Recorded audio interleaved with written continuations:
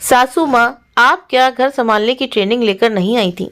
पूर्वी शादी के बाद जब पहली बार ससुराल पहुंची तो शुरुआत में उसे सब कुछ ठीक ही लगा, लेकिन धीरे धीरे उसे एहसास होने लगा कि उसकी सास कविता जी पर गृहस्थी के सारे फैसले खुद ही लेती हैं।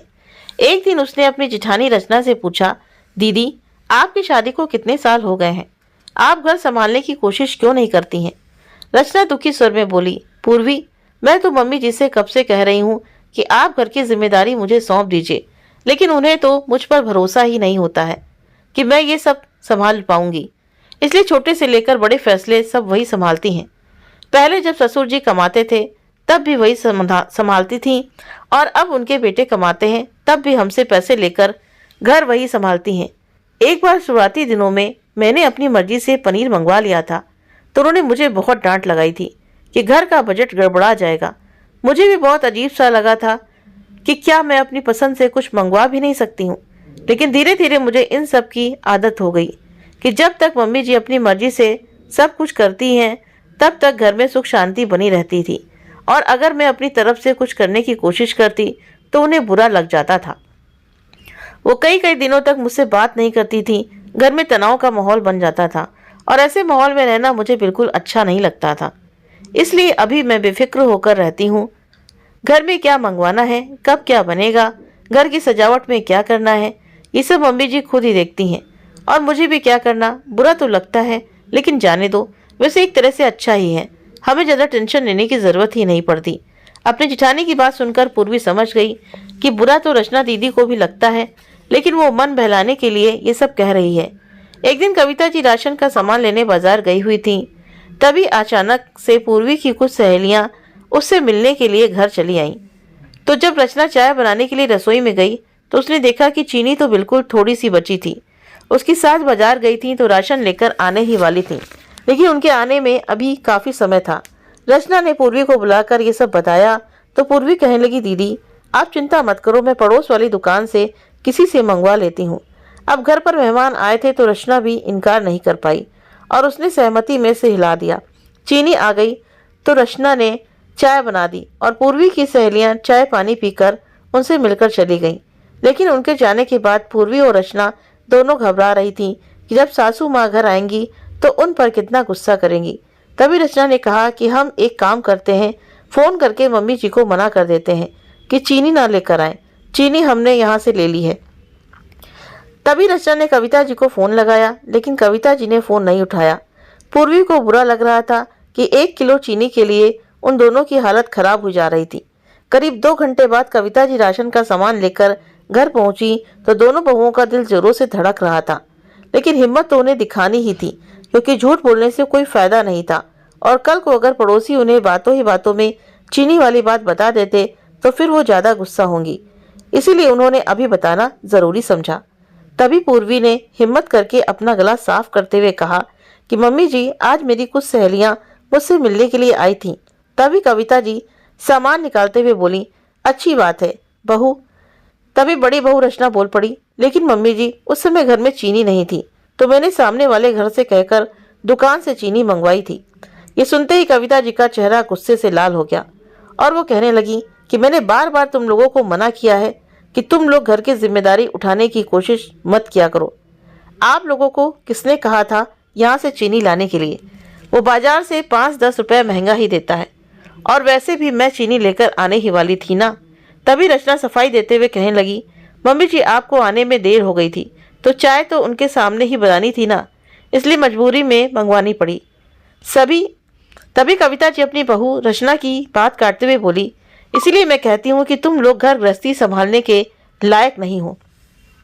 अरे चीनी नहीं थी तो तुम लोग उन्हें गुड़ वाली चाय बनाकर नहीं दे सकती थी, या फिर तुम्हें अच्छी वाली चाय बनानी ही नहीं आती है? घर कैसे चलता है ये तो तुम लोगों को पता ही नहीं है। मेरे समय में मैंने कैसे कैसे जोड़ जोड़कर घर गृहस्थी चलाई है। मेरी इतनी सालों का अनुभव है ये, इसलिए तुम लोगों के हाथों में अपनी गृहस्थी नहीं देना चाहती हूँ। ये सब सुनकर दोनों बहुएं अपने कमरे में चली गईं।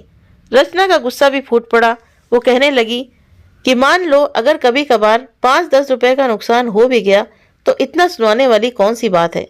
वैसे भी हमारे पति भी घर के खर्चे में पूरा सहयोग दे रहे हैं, तो क्या हम भी थोड़ा बहुत खर्च नहीं कर सकते? हमने कौन सा बहुत बड़ा फिजूल का खर्चा कर दिया है। मम्मी जी 55 साल की हो गई हैं, लेकिन अभी तक मुनीम बनकर बैठी हैं। मजाल है कि अगर बहू अपनी मर्जी से 1 किलो चीनी भी मंगवा ले।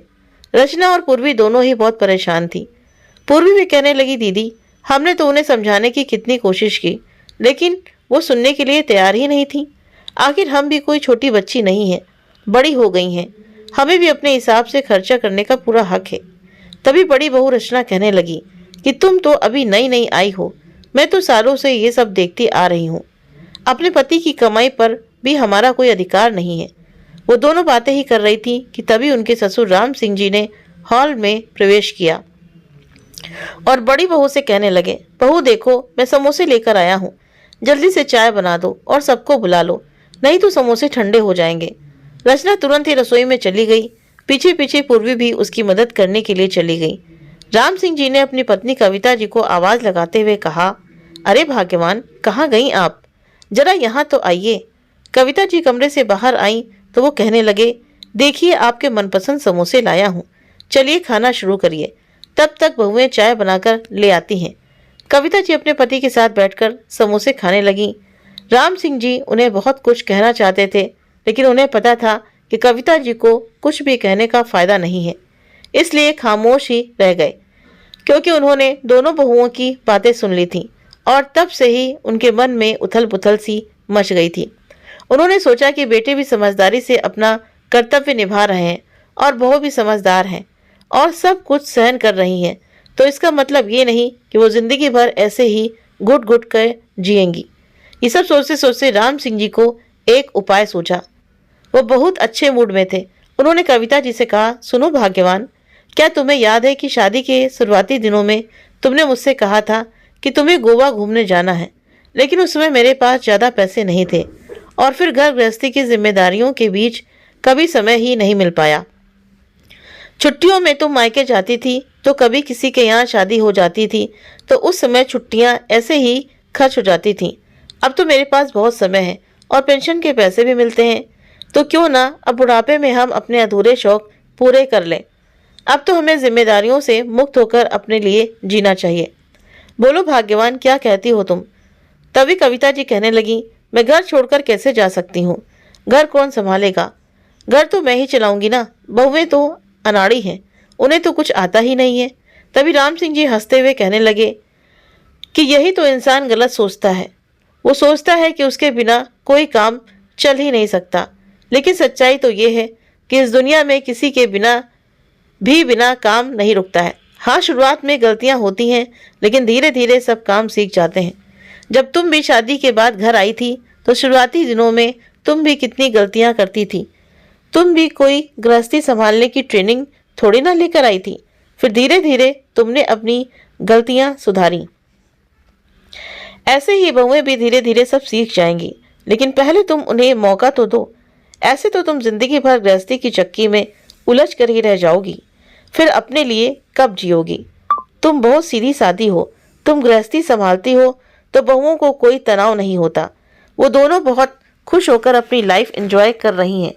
अरे अब उन्हें भी थोड़ी जिम्मेदारी संभालने दो, घर की जिम्मेदारी उनके सर पर डालोगी तभी तो वो कुछ करेंगी।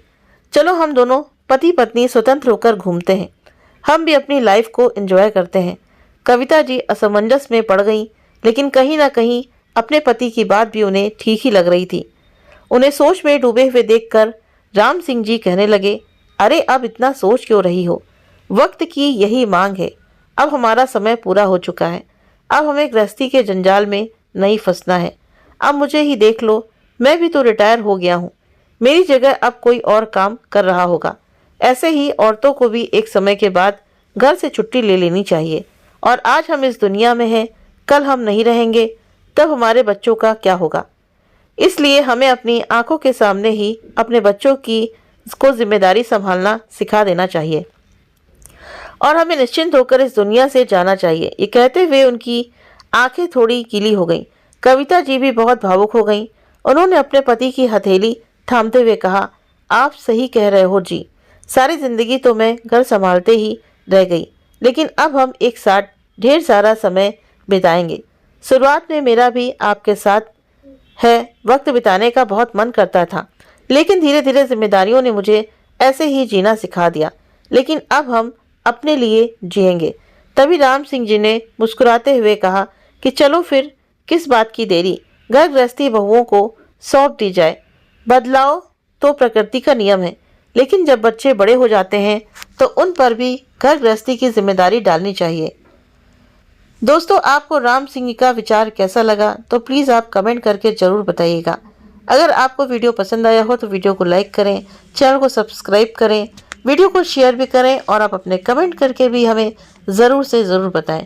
मिलते हैं आप सभी से नेक्स्ट वीडियो में नई कहानी के साथ में। Thank you.